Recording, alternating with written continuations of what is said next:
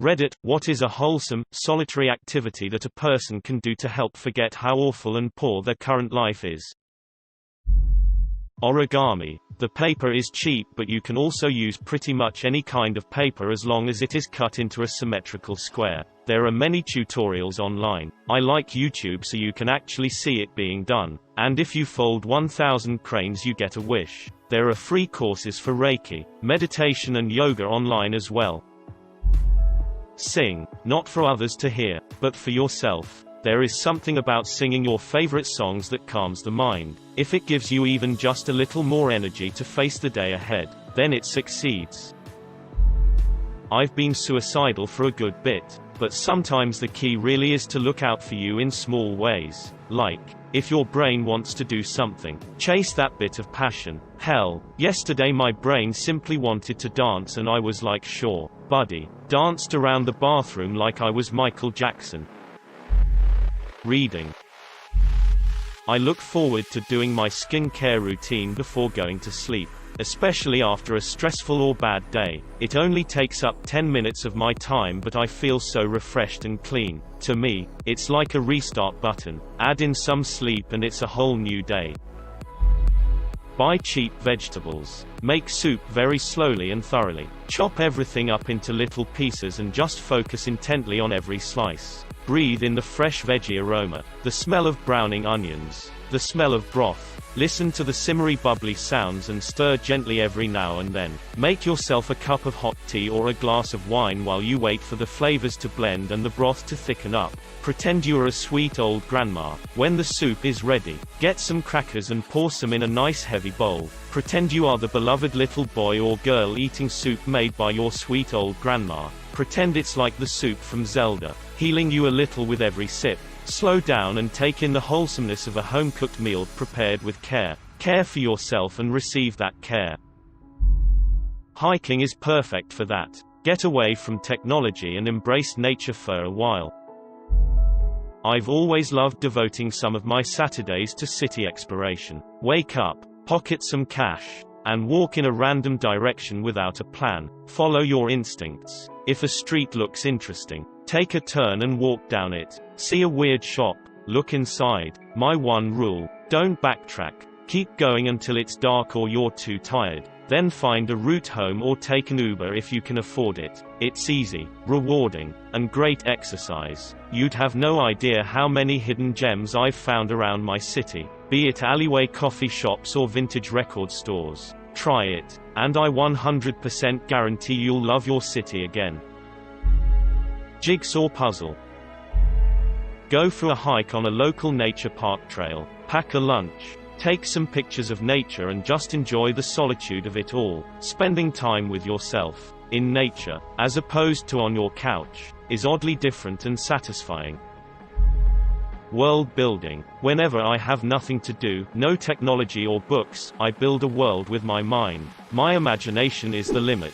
People ask me, why do I never get bored? How can I when we're gifted with a mind capable of conjuring so many beautiful things on its own? I create stories of people in my world. I use the arcs of my main characters as a timeline of my own experiences in real life. I can make their life as beautiful or as ugly as I want it to be. In my mind, I can play God.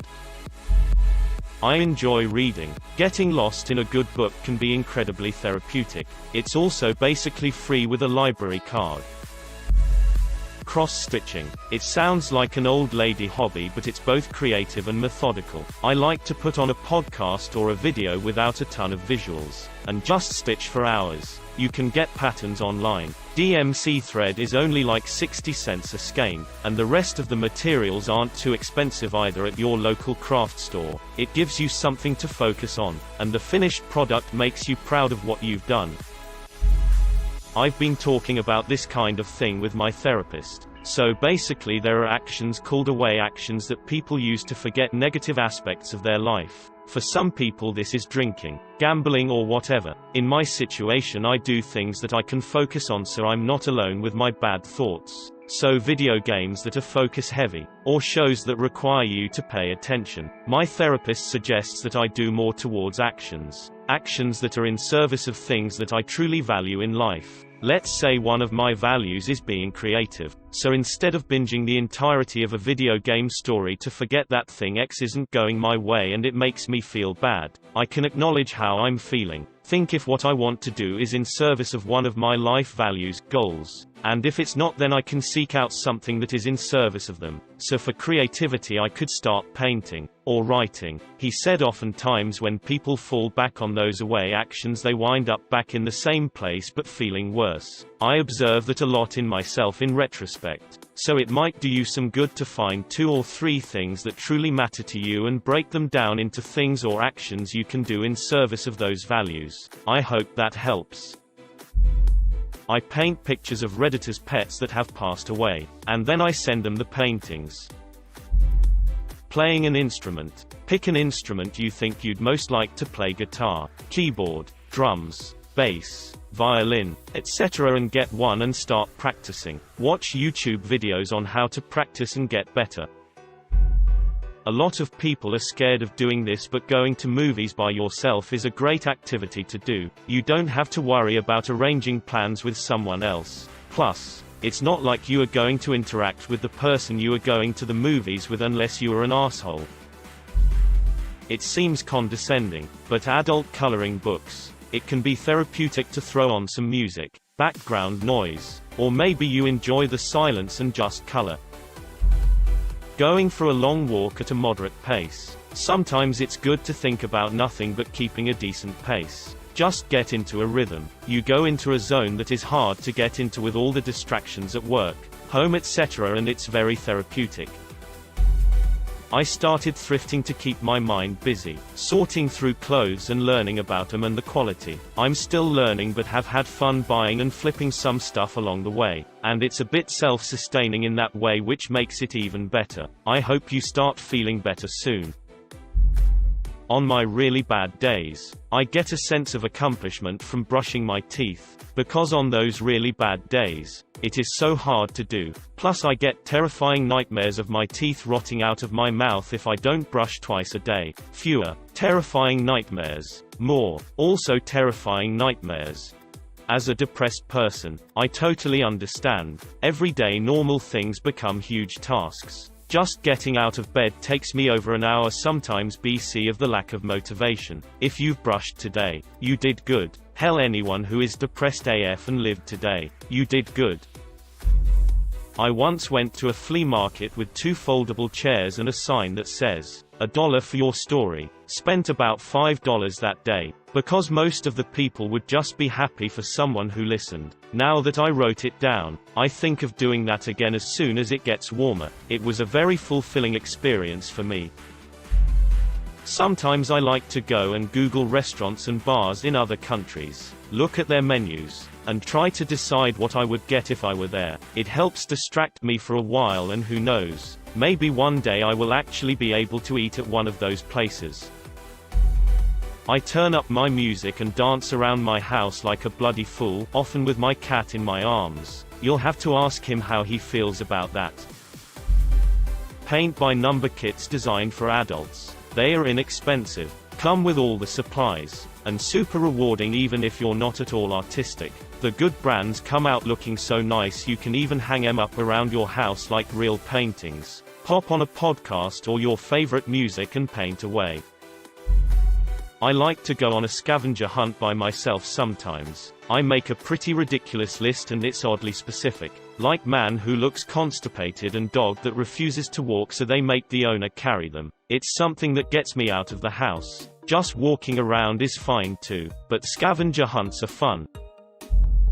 My therapist recommended me years ago picking something in your daily life that makes you happy, and letting it fill you with all the joy you can, unapologetically. I chose dogs, and petting a pupper consistently makes me so happy it can change my entire mood. Letting yourself be happy without cutting yourself down is a skill that takes time, but unapologetic enjoyment never hurts. Knitting. Learn to cook or bake something new. If you can't cook, learn the basics. If you can, try something advanced. It will be challenging for your brain and you'll have food at the end of it. Win-win. Volunteer to help others. I know it doesn't sound solitary, but it is. Go to somewhere beautiful and pleasant and find a cafe and take in your surroundings while having a coffee. That's what I do anyway. I hope you feel better soon. X. Shrimp keeping. As in, keeping freshwater shrimp in an aquarium. You can go get a cheap, plastic, 3 to 5 gallon aquarium from Amazon. Put in a small sponge filter with a pump. Pick out some decor plants, and buy some Neocaridina shrimp. They are small, easy to care for, only really require topping off their water and maybe an algae wafer once every few weeks, and you get to watch them jump and swim all over the tank. Even better, you'll get to watch the females carry around and then hatch little baby shrimp to add to your colony. You could get like a 3 to 5 gallon tank with a cool color changing LED light and keep it next to your bed so you can watch it when you're really stressed out. 2. Public library. If you're in a large enough city, check out all of the different ones and find a favorite. Find some podcasts you like and go for a walk or do housework. Start a workout routine or just pick up running. Running feels silly at first, but you'll get over it quickly. Doodling. Then coloring it in. It's completely focusing but mindless for me. The feel of a pencil or pen across paper is very soothing to me. Thanks for the silver. Weightlifting. It helps release endorphins and builds muscle, which may be enough to help turn things around so your life won't be so awful. Playing Stardew Valley.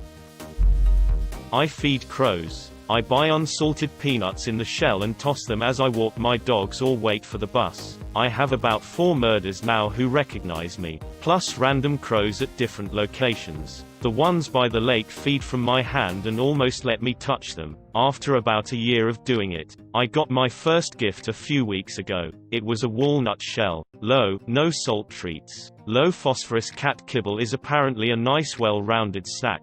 Fruits and veggies but not apples. Fish is good, too, but impractical. Basically use your common sense. Crows like flat feeders. So like a screen with a frame set horizontally, lightly lifted off the ground. If you want to keep squirrels or other things away, apparently cayenne pepper is good for this. Birds don't have the receptors for capsaicin, the thing that makes peppers hot, which is why birds are the main planters of peppers. Oils and grease can get in animals' fur and feathers and cause trouble. Toss the treat toward them. Watch out of the corner of your eye. Don't stare. They'll be cautious at first and it takes a lot of patience. Gradually they should start to trust you and come closer. Having a set schedule helps. 2. Set a timer for 5 minutes and clean as much as you can. Becomes a fun game. Repeat daily.